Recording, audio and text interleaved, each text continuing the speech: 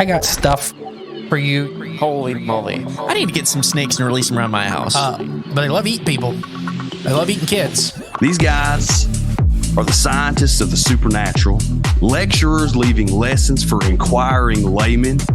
They are applying the scientific method to a world that baffles science. They are the cryptids of the corn. Every day that you open your mouth, I know, right? I'm more convinced that you're abducted by aliens. No. And it just stood up. I mean, it just like kept going and going. And she goes, what the? These are idiots. I was laughing reading this because I already knew how you would feel. Idiot. What part of the story fits your balloon? Well, This isn't a UFO. But who else has big black wings and red eyes? Batman. Well, Mothman. Oh yeah, Mothman. Well, everyone, I think we know exactly what it is. So say it all with me. It was the sandhill crane. Would you try it? No. You wouldn't eat it? No. Why? Because they're probably toxic. There'd be a lot of poop in my pants. I've seen a 6-foot alligator go swinging through the air and slam into a tree.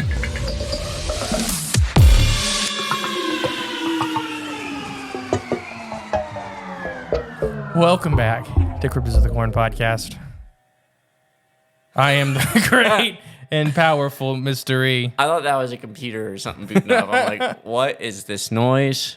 What is this noise? So Hopefully I'm going to mute the J-Clone 763 so he can go turn off the AC unit because we're still in Ronald McDonald Charity House.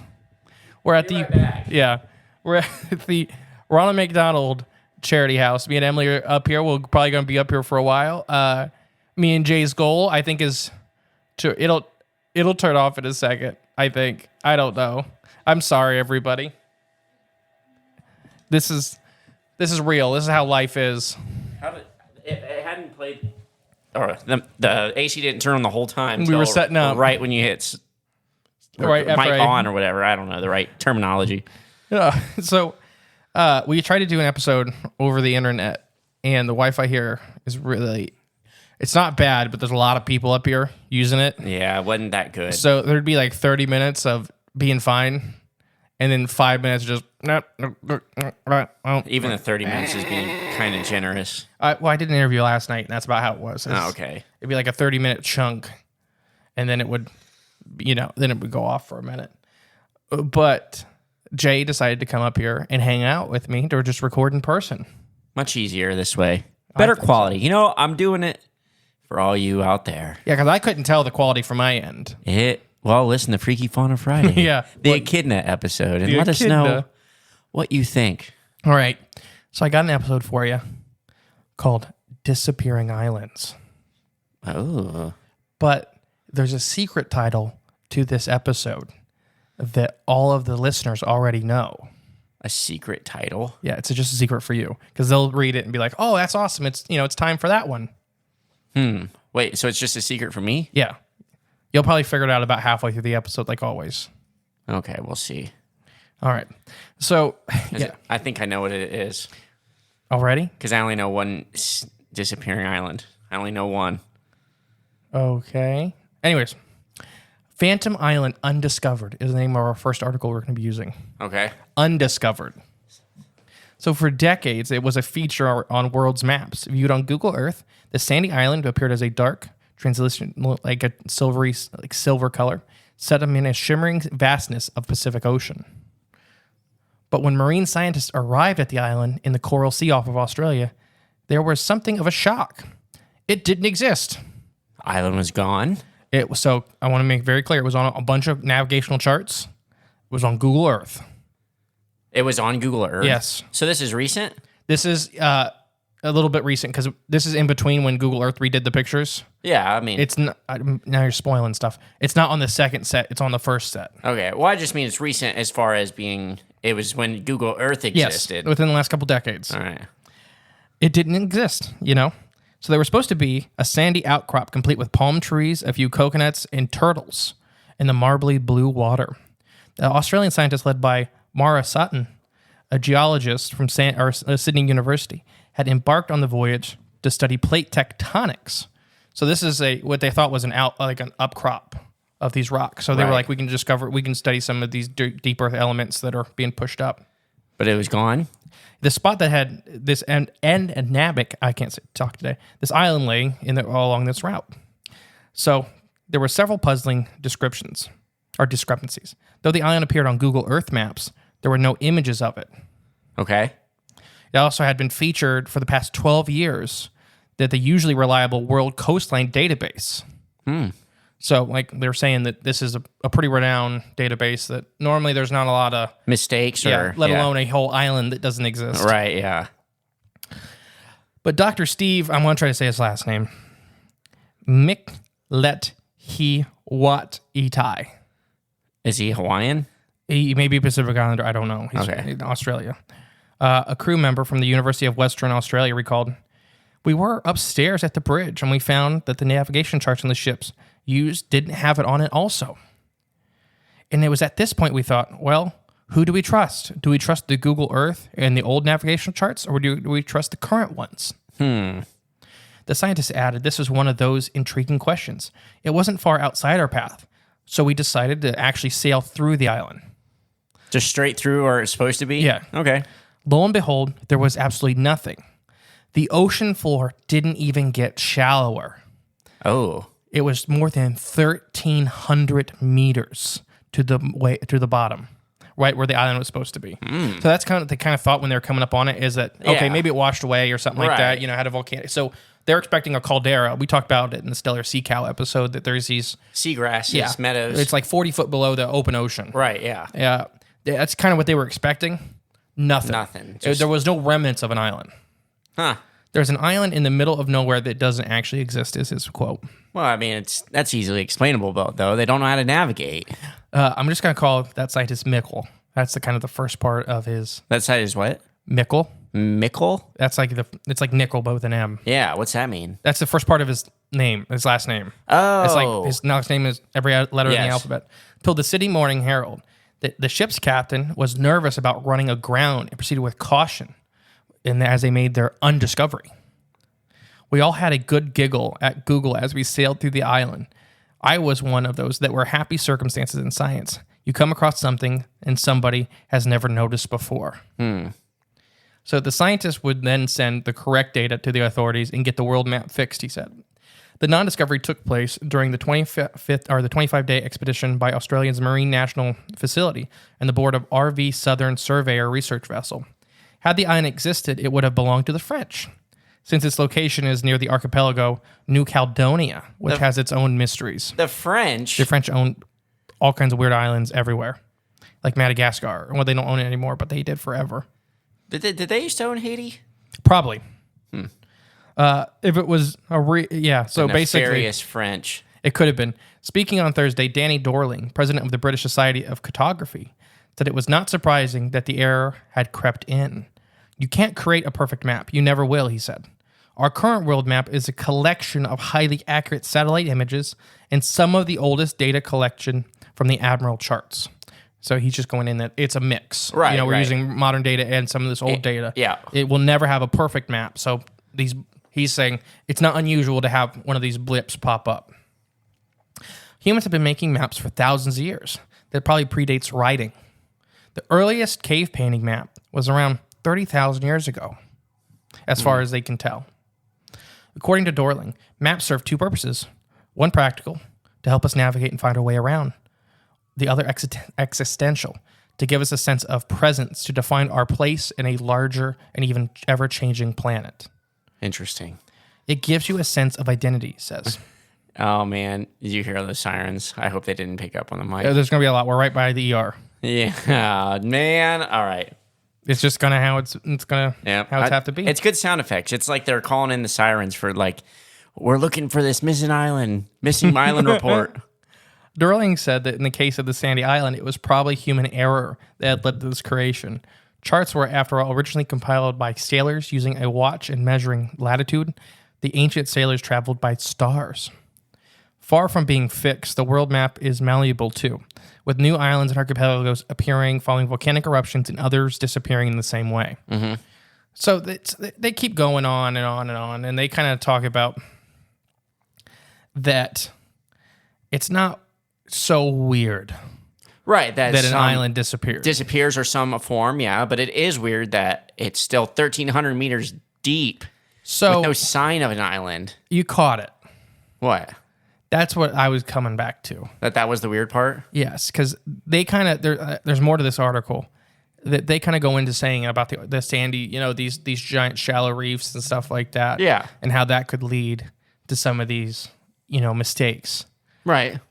And it's not with this one. No, this one's completely different.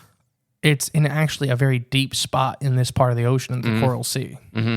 So it's called the Coral Sea because it's packed with coral reefs and stuff like that. So this is in a deep trench in there.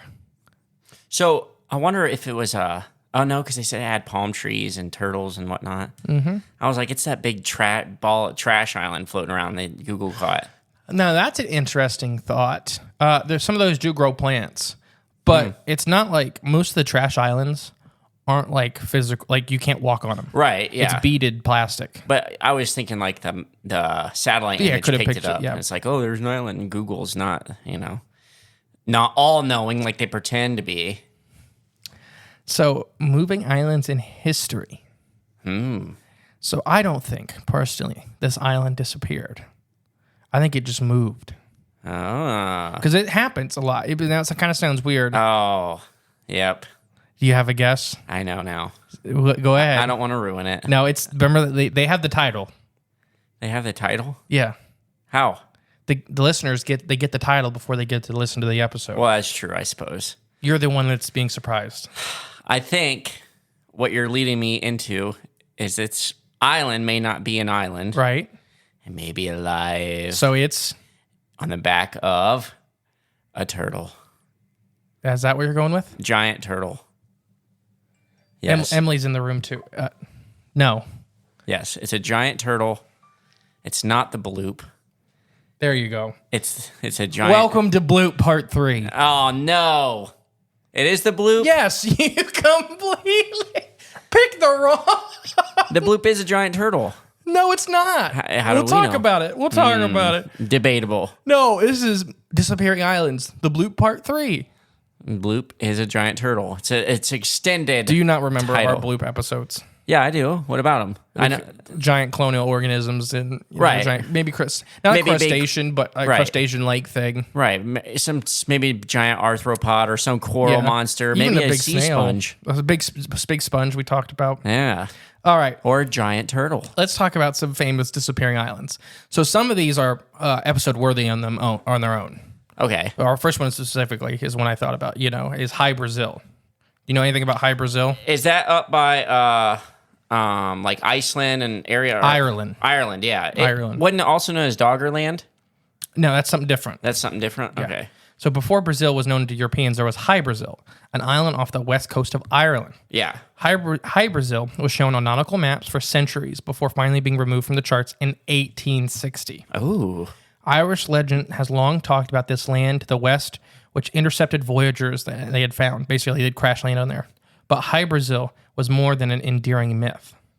When John Cobalt, the first European to land on North America mainland since the Vikings, returned from his expedition, he reported that he had been led to the lands discovered in the past by a man from Bristol who found Brazil.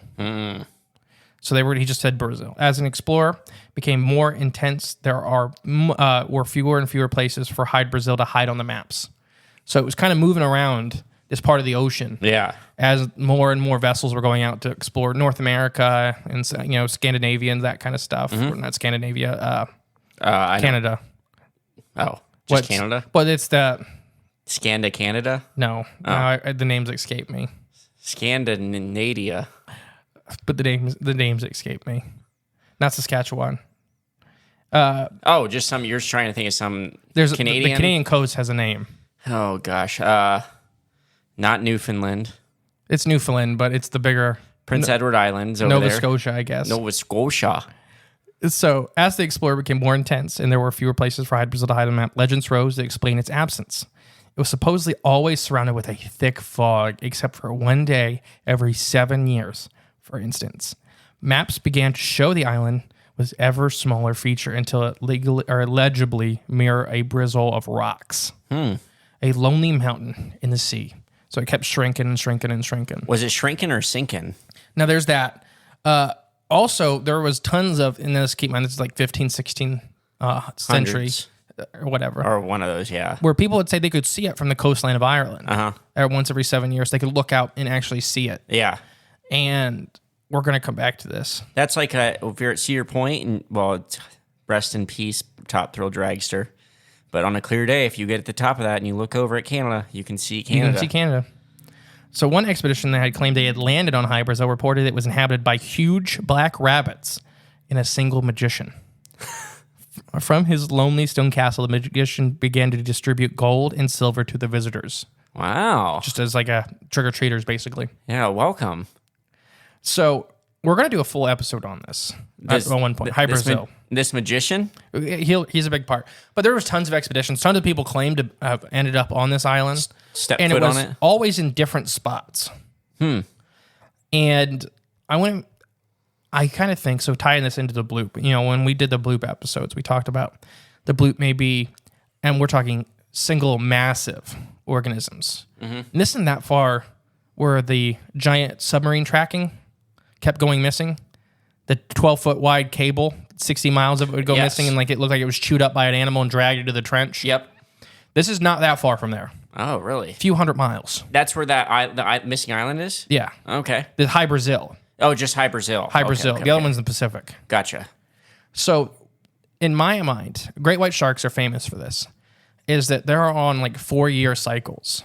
So they'll visit the same spots every 4 years, almost to the day. Okay. So what if that's what's happening here? That's how the legends formed around every 7 years. You could see it for a little bit out in the in the northern Atlantic. Well, how big would this shark be then? I'm not saying it's a shark. Oh. I'm saying it's migrating like that.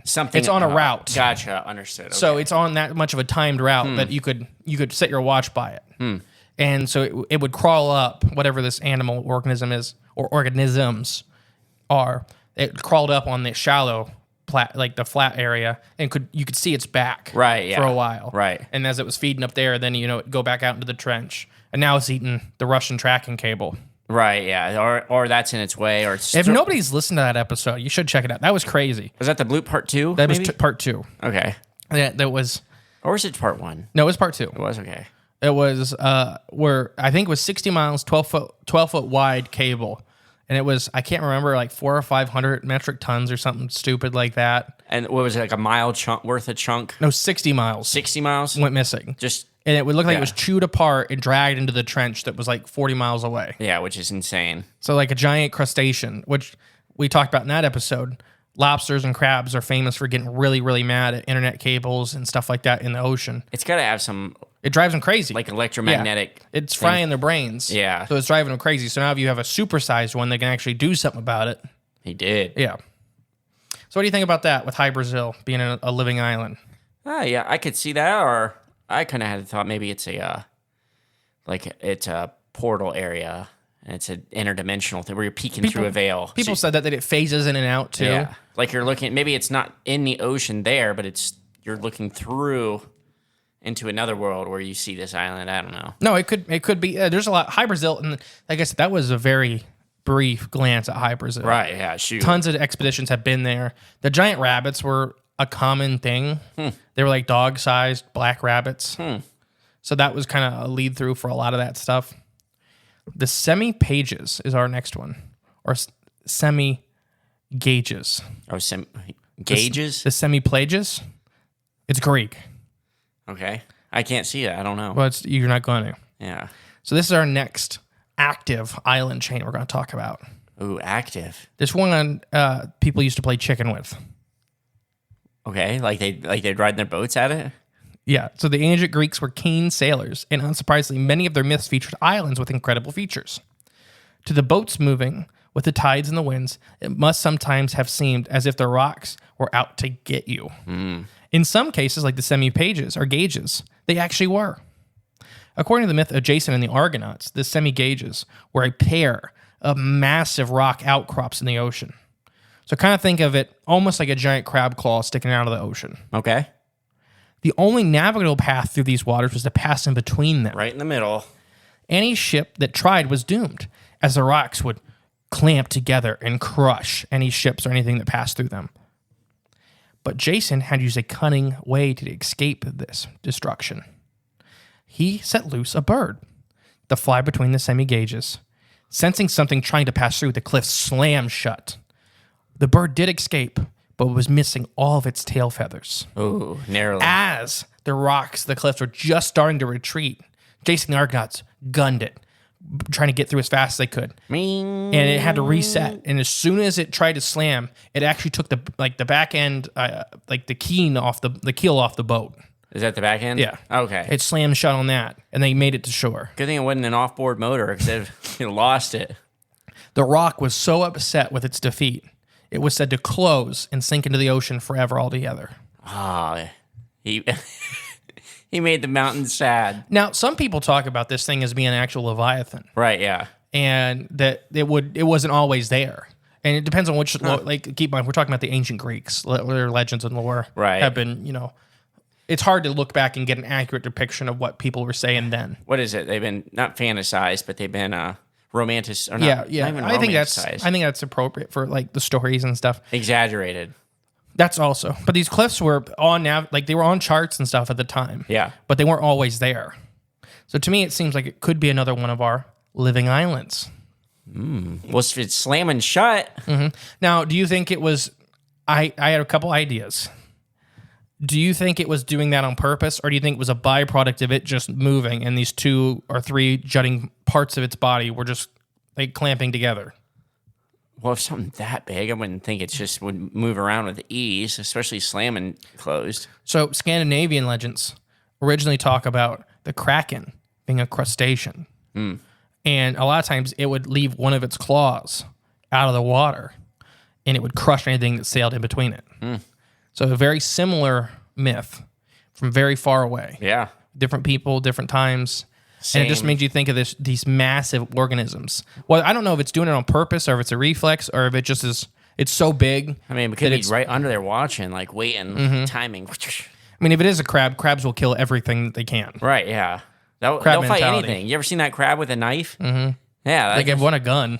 They'll There's one with a Molotov cocktail. There's one with a gun. grab. I mean, they'll use it. They'll find a way. So, what do you think of the semi gauges?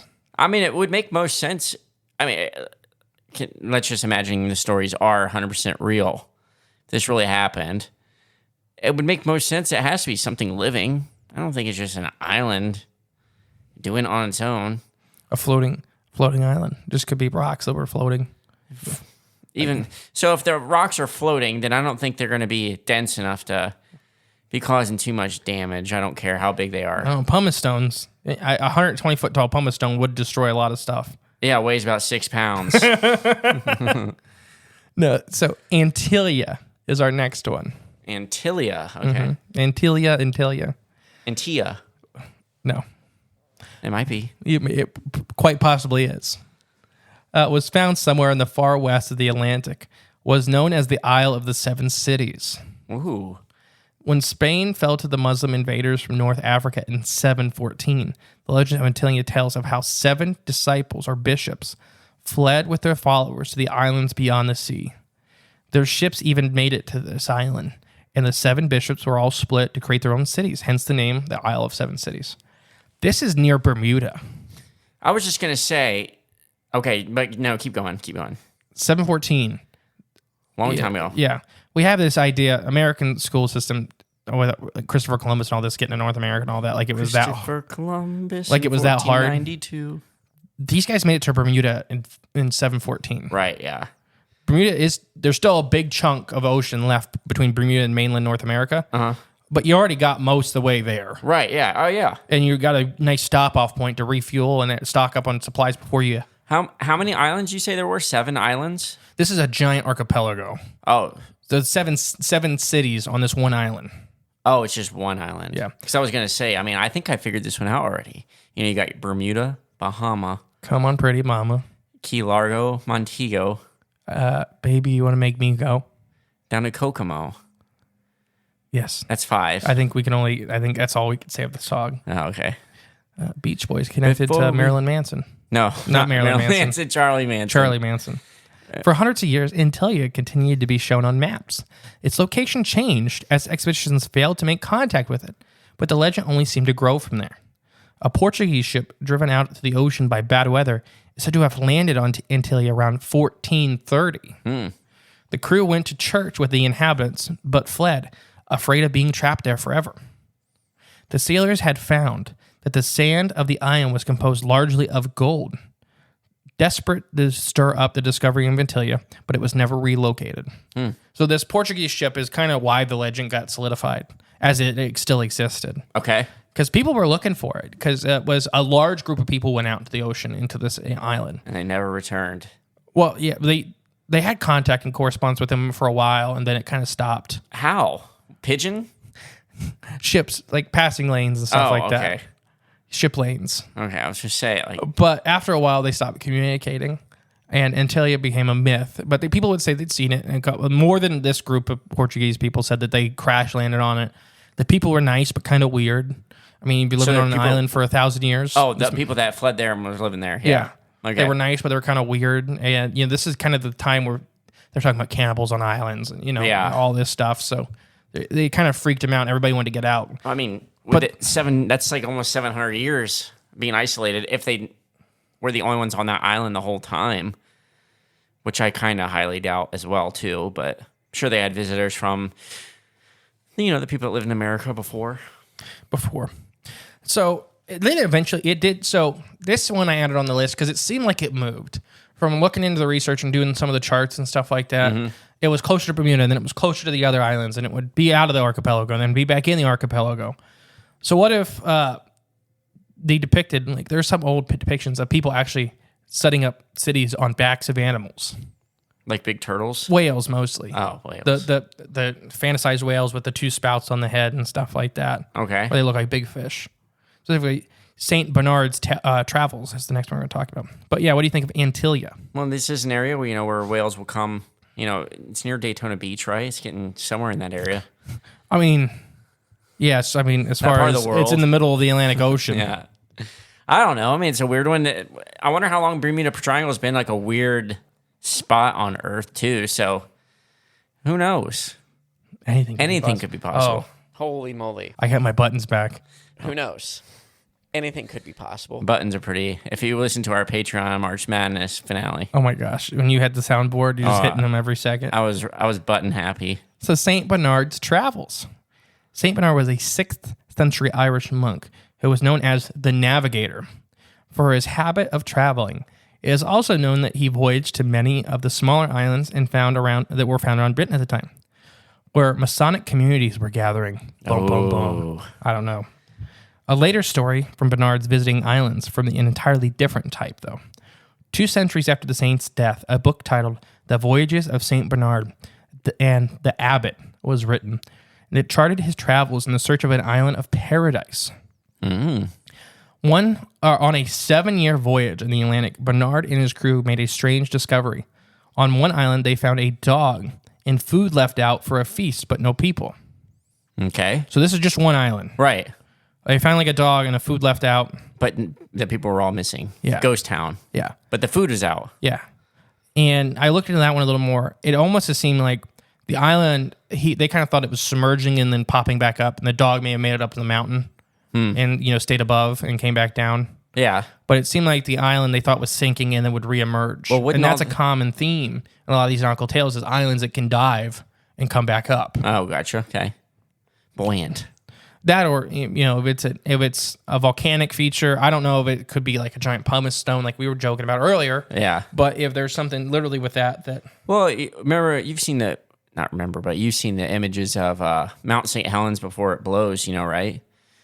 Where they showed like the photographs, I don't know, in a progression of time before the volcano goes off, and you see the whole side of the mountain swelling, like literally growing. Mm-hmm. But I don't think anything you notice standing on top of it in real time, but over time. So I could see an island doing the same thing if there's volcanic activity under it, just growing, swelling, or shrinking, both one way or another. So on the next island, they discovered the birds of paradise. Oh. Where all the birds were singing hymns to God. But the only animals on this island were birds. Bird Island. Bird up. Same archipelago. Okay. So another thought I had is, why would only birds survive on this island? We're okay. No, wait, go on, finish. Why? Birds and plants. Yeah. Plants are affixed to the ground. Birds can fly up while it's submerged and wait for it to reemerge. Oh, okay, that would work. That makes sense. That's one of the thoughts I had. Is it's like, because they were talking about there was no insects, there was no like a lot of that stuff. So birds can, in my head, they were kind of flying above the island as it's waiting for it to pop back up. Maybe, or what if this is just the island where all birds are created? That could be. No, that's the hole out in Utah. Huh? The hole? Mel's hole? Mel's hole. The metal birds, birds of paradise that came out of the hole that were metal. That's just the tumor seal creates all birds. Oh, that's lore. I thought the tumor seal just opened the portal, the bird hole portal. No. So let's see. The tumor seal makes birds. I think they're made on this. Maybe the tumor seal lives on this island. This is where the portal ends. Yeah, it comes out. See, no, they all form here on this island, and then they're released throughout the world through portals. On yet another island. Sorry, you made me laugh. On yet another island, the crew lit a fire, only to find out the island started bucking around, and then it swam away. They were actually on the back of the best thing they could quote as a gigantic whale, fit with trees and everything. So another whale proved a bit biteable, as it allowed them to celebrate Easter Mass on its back. So they found out later that it looked like this whole chain of island was on the back of a pod of this best they could describe as whales. I don't think it's whales. It's just it's like a Leviathan. They just pick something. Whale. Yeah. But I think it's turtles. Bernard did eventually find his island of paradise and found it found it just as lovely as the name suggests. Renamed St. Bernard's Island, it appeared on many maps. Sightings of the island occurred all the way into the 18th century, but after that were never seen again. That's relatively recently. So, you ever seen Sinbad, the animated? Oh, like the pirate? Yeah. No, I never have. So one of the encounters that was inspired by St. Bernard's story. Oh, cool. Okay. Where they end up on a ship and they light it and they rip off like a rock off the ground and it starts bleeding. It's like a mole or something. And this giant eye opens up and they freak out. It's a giant fish, but it had palm trees and stuff. But all the trees like anemones suck back in to protect themselves because they can sense the whales about to start taking off. Oh, gotcha. So it pulls them in. Yeah. Huh. No, so there's that. I think it's What do you think so far? I think these are all turtles. It's funny you mentioned that. I'm sure you got one more, right, with turtle based. I don't have any turtle-based ones. Okay. Well, you said funny you mentioned that. I just was giving you false hope. Oh, well.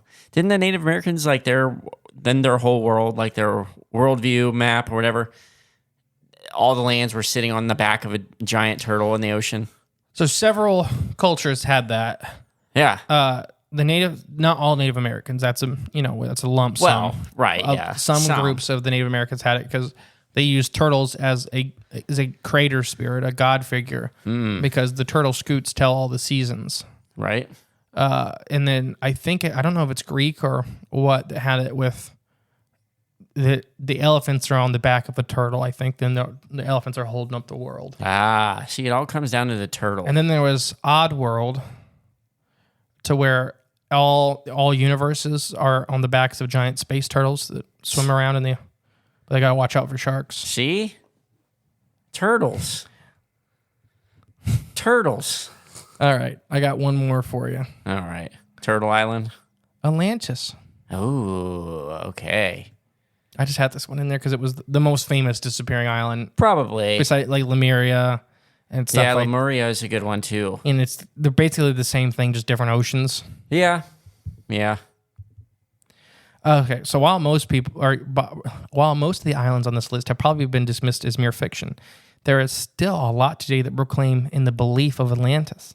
Atlantis, Plato, the philosopher, tells us it was a mighty island and civilization in the Atlantic Ocean. The Atlanteans were half divine people living on the riches of their island.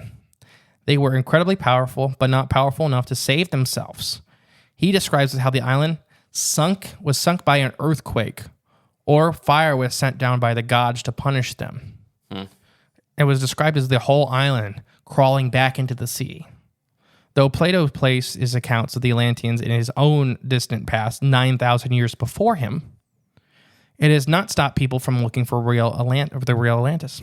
Plato was a philosopher, not a geographer or a historian.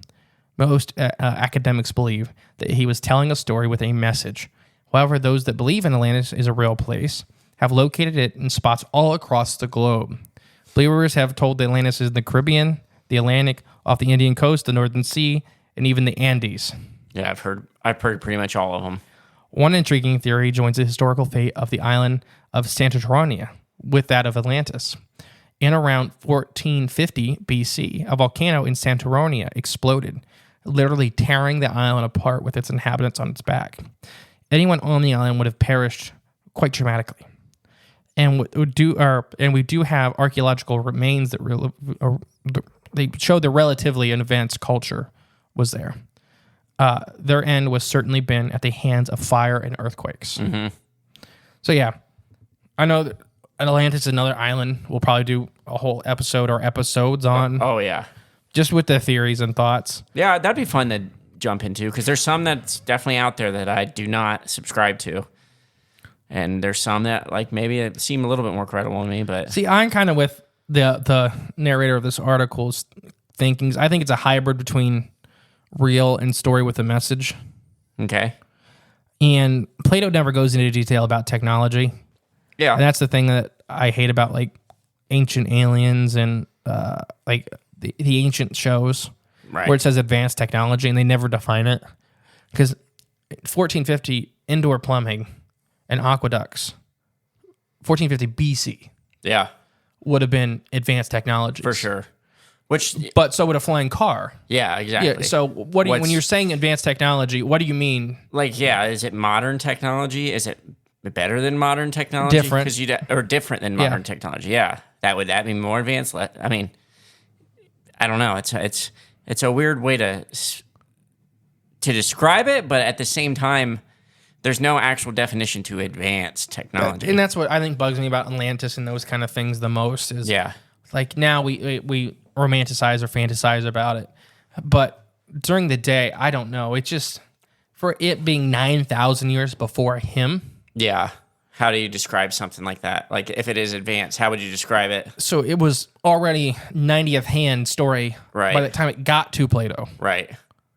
I mean, game of telephone at that point. Yeah. So I kind of am one of those people that kind of have the mixed idea. I think Plato was using it for a story, but I think it probably was really told to him. Mm-hmm. I think that an island of people with advanced cultures did disappear, whether it was on the back of a giant animal that crawled back into the ocean, right, or if it was, like a volcano.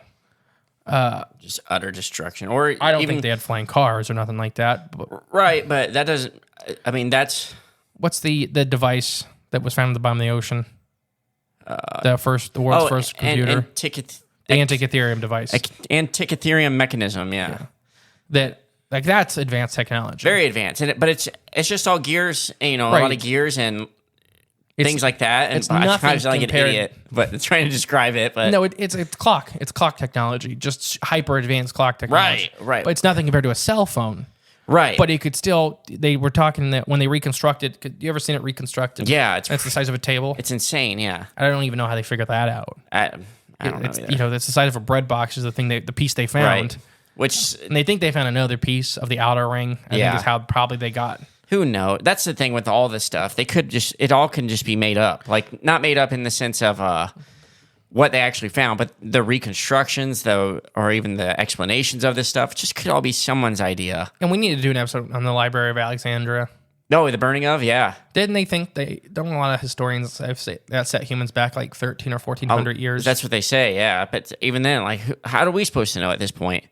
It was a comedian made this really good point. I just heard it a few weeks ago, and it made perfect sense. But talking about this stuff, he says one day they're going to dig up, like in 1,000 years from now, one of us, they're going to see a pair of our underwear and like our boxers, and they're going to see that hole in the front, and someone's going to be like, "Yep, this is where they would use this hole there to make it more convenient to use the bathroom." He's like, "That's completely wrong. I don't even know why that hole's there. Nobody uses it." That's not what we use it for. But in the future, they're going to tell everyone that that's what we all did. It's not true. You didn't pee ice fishing? Huh? You didn't pee ice fishing? I did. I still don't. I just pulled my pants down. Outside? No, in that gross, disgusting outhouse. Oh, you went to the... I forgot. Yeah. I mean, did I go outside at all? I don't think I did. I think it was Michigan too cold. news. A wolf was just killed in Battle Creek, Michigan, which is an hour and a half south of the cabin. Yeah. And they've been telling us there's no wolves at our cabins for years. Yeah. They were a little wrong. Yeah, because the guy killed it during coyote season legally. He's like, oh, it's the biggest freaking coyote I've ever seen. I bet it was. It was a gray wolf. Yeah. And the DNR, he got to keep it because the DNR is like, it's illegal to shoot wolves, but it's, 500 miles out of their Out of its range. Yeah. They're not. They're there. It's So like you're allowed to mountains. do that? No, now they'll have protection now. Well, I mean, let's say we find I don't know, a kangaroo here in our backyard. That's different. That's an exotic. Yeah, you can shoot that. Okay. Cool. If it's in your property, it's not not in your neighbor's property. Yeah. Well, yeah, you know what I mean. But if you look at your back door and there's a kangaroo on your land, Bam! you can shoot somebody's cow too. Dang. We had pigs on our property once. I remember you telling me. Chasing your dogs, right? No, our dogs were chasing them. So back to the islands. Yes. So this is, I don't know. This just, I wanted to do a story just about, Spring Island. So I got some stuff, what's going on. I kind of portrayed the bloop, and we're going to get to the bloop again. But just miswritten charts and graphs, mistaken identity, or language translation errors could be a big factor for all of this. Yeah. Keep in mind, there's hundreds of disappearing islands. Okay. Hundreds. The list I pulled some of these off of was a list of 50. I pulled 4. Right. That's a small portion. So, and I just tried to pick different oceans to try to get it, Yeah, variety, a little spice. But there's a lot in the Arctic Ocean too, where they say like icebergs will actually pick up, like they're on the back of something. Yeah. And look like they're almost walking Oh, away. And Inuits will have a lot of legends of like ice floes coming alive and moving out like a different direction. There's the one island supposedly in the North Pole that has the one island in the middle, and then it has the 4 big islands around it. You know what I'm talking about? It's got the 4 rivers running out of the main island in the middle, and that's what bleeds or leaks into the oceans of the world. Is that real or? I mean, are any of these real? Well, I don't know. I'm just saying, is that like a folklore thing or is No, it it's on something like that old people maps. talk about? It's old like legends and stuff. Like that's where. That's in One Piece too. Really? Yeah. It's mentioned a lot in a bunch of different places. Like the one island in the middle is like a big magnetic rock, and that's why the North Pole always points to why we always point to the North Pole, because that big island in the middle is magnetic. They say there was ancient cultures that lived there when the northern Arctic was ice-free and like it was like tropical, like the weather was different there. So there's advanced cultures that lived up there. Then they spread south and spread civilization around the world. Didn't the Nazis say that? I think that's the Nazis believe that because the Germanic people came from the deep Arctic north. Oh, maybe. They spread advanced cultures to the world. That's where like the Aryan people were at. Yeah. And that's why they believe that the Himalayas had Germanic influences because they were so high and cold that only Germans could live there. Ah, see? The pieces just start falling together. Nazi logic. Yeah.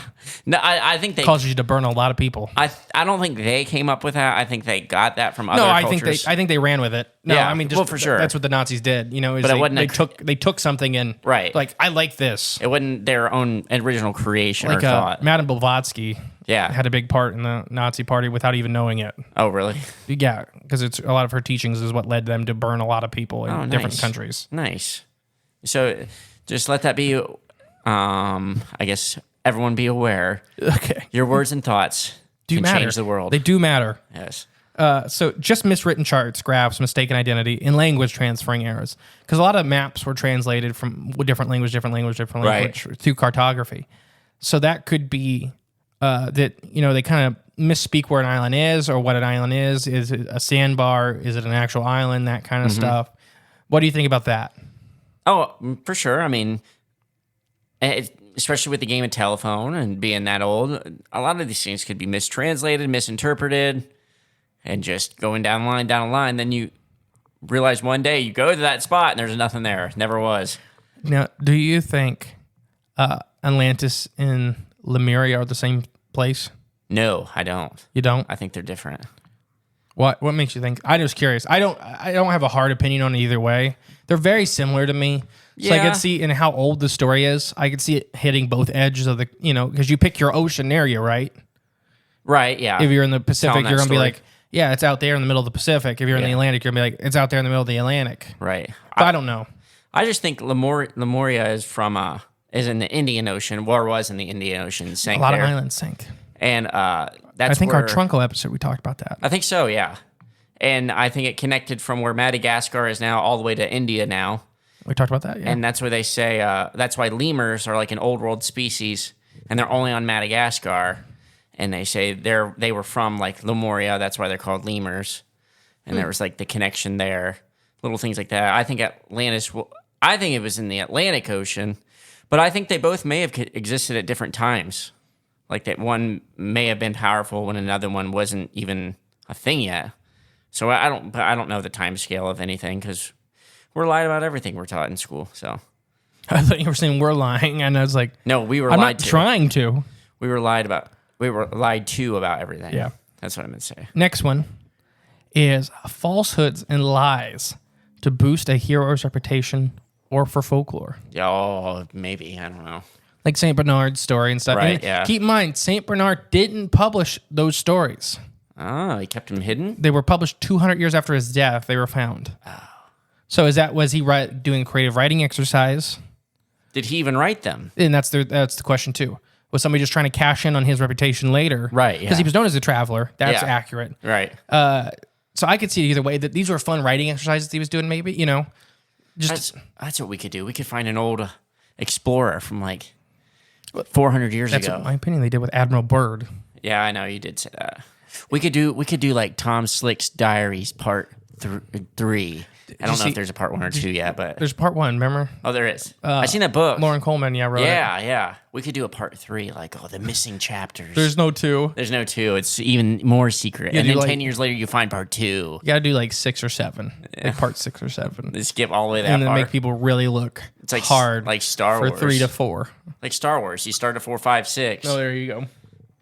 No, so what do you think about this? Falsehoods, lies, and to bolster a hero's reputation. I can't rule it out as being some of it. Sometimes it can happen. The It Argonaut does. story. Yeah. Oh, yeah. That could very well be. I don't know. I don't. That people, might. That here's could be the a thing script is from an old play. it came up on charts at the time also, Yeah. but how active? I don't know. We're talking. A lot of these are ancient. The first story I told you was 2016. Right. Which very current. Yeah. So I don't know, but that's one thing to definitely think about. Right. Yeah. You Next- can't. You always have to be skeptical. Yeah, especially like we start talking about like Atlantis time scale. Right. Yeah. 9,000 years before Plato. Mm-hmm. 10 probably what? How long was Plato? What was he? BC. He was BC. Like, So I don't know. 11,000 years ago at this point. Right when The Great Deluge or the Apocalypse. Randall Carlson talks about. what's he say though? The something impact theory. Not the Tunguska event. No, it's not that. Anyways, That was a Nikola Tesla experiment. my next one is probably going to be your favorite. Giant turtle. No. Oh. Massive ship cities from ancient super cultures. Ship cities? So there's a lot of talks that these ships, these islands, were actually massive ships that they were growing agriculture on and stuff like that. That's why these islands are moving around so much. Outer Heaven. I don't know what that is. It's from Metal Gear. Outer Heaven. It was where the elites, like the most powerful people that kind of controlled everything, they created their own ship, and they went out to the ocean. They lived out there where they were free from, I guess, anyone trying to thwart them or take over or steal their power from them. They had this safe space called Outer Heaven that they built that was out in the ocean. Interesting. So this could explain how some of these ancient supercultures spread their influence on several different continents very easily. Yeah, they just pop in whenever they want. Yeah, they had fleets because they talked about some of these fleets of the Atlanteans could show up like in seconds. Yeah. Well, the whole island's moving. The fleet's just attached to the edge of it. Right, yeah. They're farming on it. You know, Right. it's this whole thing.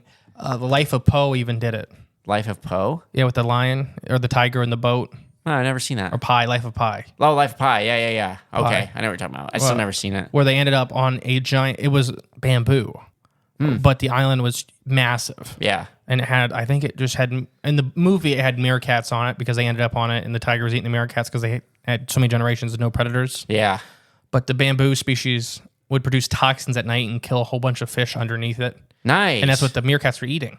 Oh, okay. But it was like a giant floating mat. Yeah. And we have like a lot of Pacific Islanders, a lot of their cultures had massive town ships that would go out along with their fleet to transfer their whole island's population to different islands. Is that where we got the name Townships? I don't know, maybe we could be, but like anybody watches Moana and stuff like that, they show it right. I think at the end where some of these ships are actually like massive.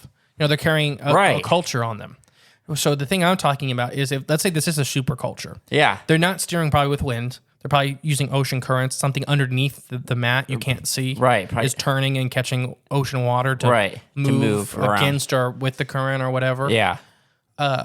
So what if that's what's happening? That's how they could spread through South America, like the pyramid building culture, whatever. Right. like that. Yeah. They spread that information quickly very around easily. the world. Yeah. Because they're taking their whole culture with them. They have all the resources they need. Right. Is 100 miles off the coast. All they gotta do is send the they ships. can anchor and stuff like that. Yep. What do you think about that? Holy smokes! I never thought about that. But there might be something to it. And then townships just. Is that the soldier? Here's my Kind thing: of. is a lot of those shows. I'm forgetting the name. What's the famous ancient alien? Not ancient aliens. Ancient culture guy. Ancient Giorgio? Not aliens. Oh. Cultures. Randall Carson, Graham Hancock. Hancock. They never talk about that, and I don't understand why. They've said it a couple times. Don't get me wrong. I think he said they were definitely advanced Seafaring people. Yeah. but they were from somewhere. Yeah, I'm basically. saying they're taking home.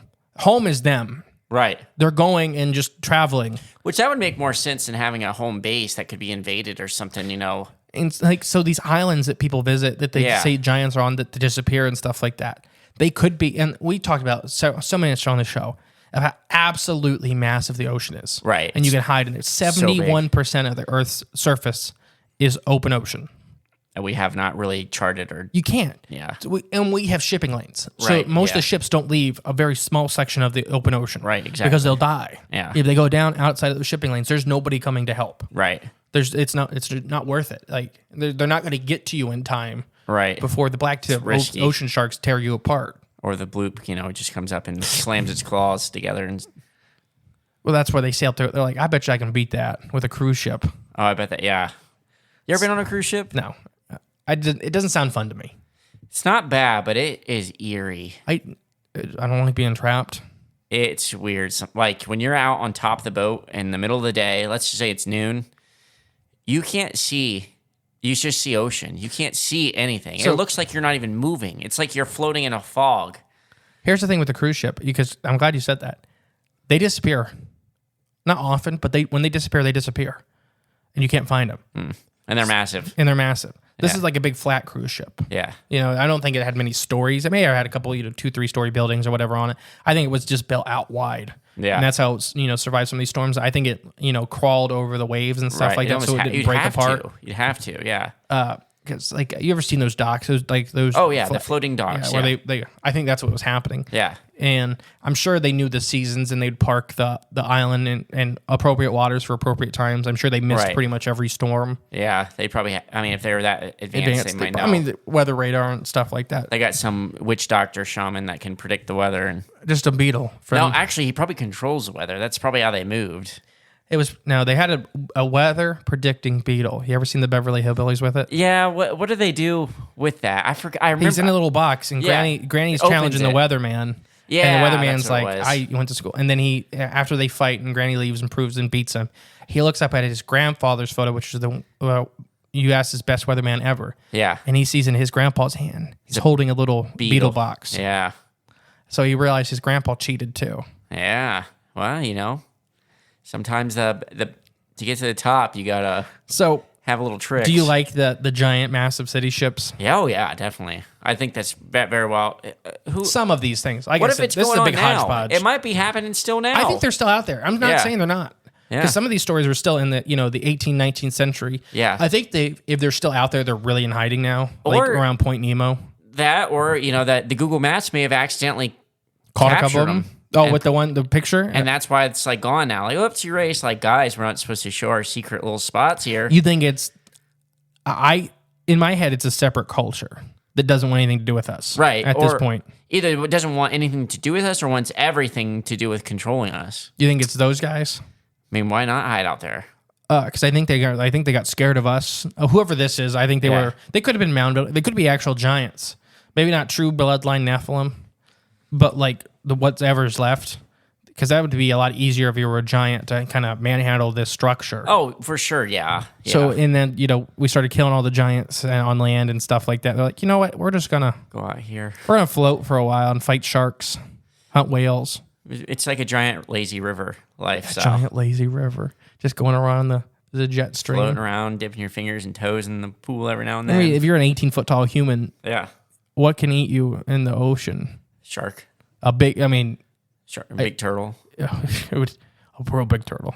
You're going to like next week's Freak of Fauna. I didn't know you were on this big turtle kick. Just something about we love turtles on this show. Turtles and tortoises alike. All right, let's get to the meat and potatoes. Which I thought my tortoise. You thought you killed Tiki? Did you put her outside when you shouldn't have? No. So, yeah, I guess I'll share it real quick since I'm on this. No, she's fine, by the way. She's fine. I was gone all yesterday. But yesterday morning, the heat bulb went out. Turns out it didn't go out. That's a whole separate story. One of the outlets, it's an old house. One of the outlets probably broke, and they're all chained together, so all the outlets went out in that room. And so I'm like, okay, I'm going to go get Tiki a heat bulb because I was running around a lot yesterday. Came back home, and I know that's when I remembered I forgot the heat bulb. I'm like, oh, shoot. But she still got her heating mat in there. But then I remember the heat mat. Duh, it don't work either because none of the outlets work. So I go to her pen and move her little house to see if she's under there. She's gone. So my roommate that was living there, she must have picked him up and sat her out to play with her, and forgot to put her back away. So now I'm searching around in my house to try to find Tiki, and I found her. She had walked her way into like this certain corner of the room and buried herself back behind. So I found her, but I picked her up. She's cold. I'm like, oh no. And like her arms and legs were like cold, but like stiff. And I'm like, are you alive? And I'm like poking her. She didn't really move. So I looked up into her shell and I could see her eyes open and she was looking at me. So I touched her nose and she did that psst. Mm-hmm. And like, okay, I'm like, all right, you're good. So I put her back in. I had the new heat bulb, screwed it in, I just sat her under it. But then this morning I heard her. She's roaming around. She's fine. But I had a scare. All right, to the meat and potatoes of this episode, the bloop. The bloop, all right. So I think some of these islands, specifically that first one really got me thinking that and we've talked about it before with the bloop episodes, being just mistaken for whole living reefs or islands and stuff like that. That's why they don't get found very easily. They look like whole rock outcrops. I think that mud fossil guy on YouTube had a video of what looks like a plateau standing up in the bottom of the ocean. Like a massive piece of rock. Because it's a video that I think Noah was claiming was basically tectonic plate activity. Now I'm skeptical. And he said it was, he said it was like a Godzilla. Yeah. And I don't think they can move that fast personally. Yeah. Because we're talking, the metabolism rates of the animals of that size to move that fast. Like, they would starve to death before they took a couple steps. And it's not swimming, it's walking. Nothing that big, in my opinion, can swim. Yeah. I think better have a big swim bladder. That'd be different if it was floating. Yeah. Like a jellyfish, they swim-ish, but they're mostly neutrally buoyant. Right, yeah. But something like that heavy, where these giant colonial organisms, I think some of them could have trees on their backs and stuff like that. There was one, I think it was an SCP that's based off of this, that shows like essentially like a giant, either like halfway between a centipede and a trilobite. Okay. And they're ancient organisms that live on the bottom of the ocean. And a lot of times parts of their body will have sand on it and islands and trees and that kind of stuff. Because they move like 4 or 5 meters a year, but they're like 5 or 6 miles long. You know what else in our what's a freshwater companion that does that too? Has moss and mud and grass growing its back. Now I've seen the. We need to do another giant turtle episode. American loggerhead, which is alligator snapping turtle. Yeah. Yeah. I've seen there's that video of that common snapping turtle that emerges from like a field, has all the dirt and plants on its back. Yeah, like literally has a thick foot layer of it. See, to me, a reptile. I don't think a reptile get that big. These to me are either massive colonial organisms, like a reef that can move and crawl around and stuff, and they may be able to move kind of quick, like for short bursts. Like the one that ate the cable was probably over weeks. Yeah, it wasn't like it went up there and snatched the cable and dragged it off, and instantly it was gone. Yeah, it was probably weeks or months to do that. Dead of the night. Because they can't go down there and check on it because that part of the ocean is so dangerous. Right. And that's why the subs can use it to sneak out because there's no ships over top. Right. So there's no radar to catch them. Or, I'm sorry, sonar.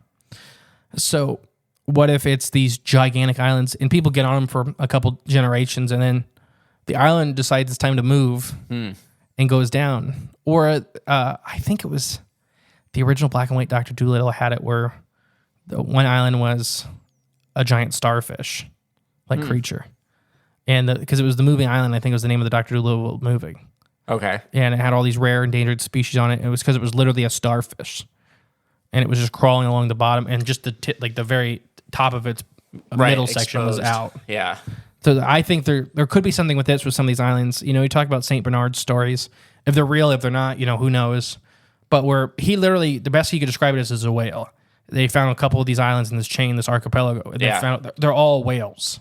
But, was it, we talk about a lot with using the word whale just means big animal. Right, yeah. Not that it's a whale, like a baleen whale. Right. And he said to the best of his description, a whale. Beaked whale. Yeah, well, you see the bottlenose whale that was on our page? That was pretty, if you haven't seen the bottlenose whale on Cryptids Corn Facebook page, pretty sweet. It looks like a deformed dolphin.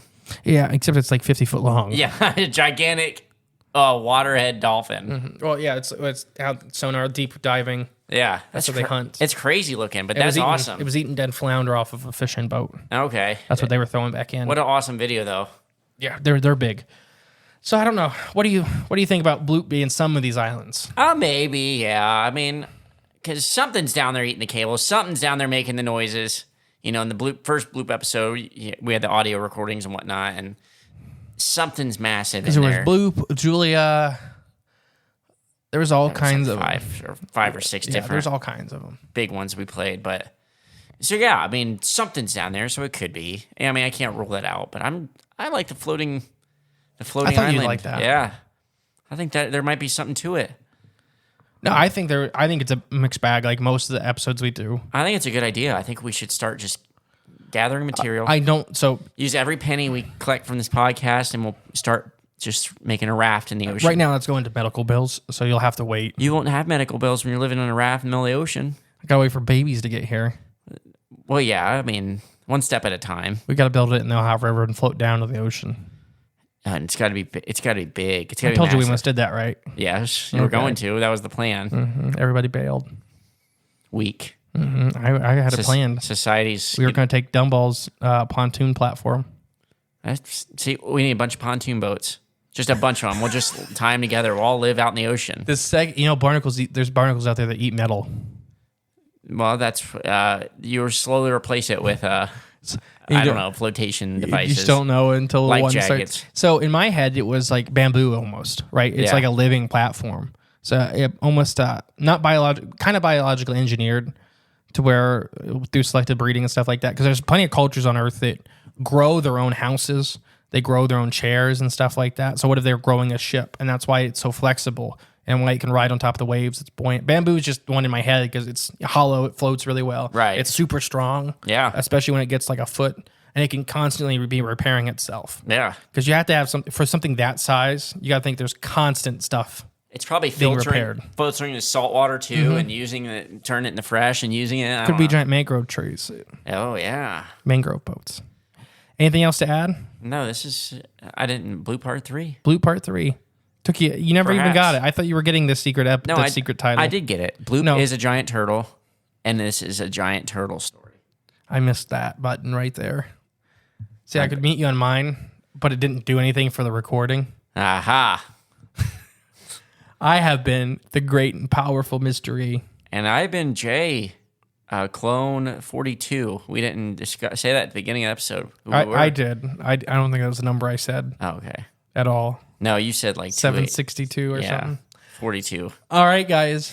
Bye. Hey guys, thank you for listening to Cryptids of the Corn podcast. Remember, the best way to support the show is share it with a friend. But if you are craving more of the J clones And more from Mr. E.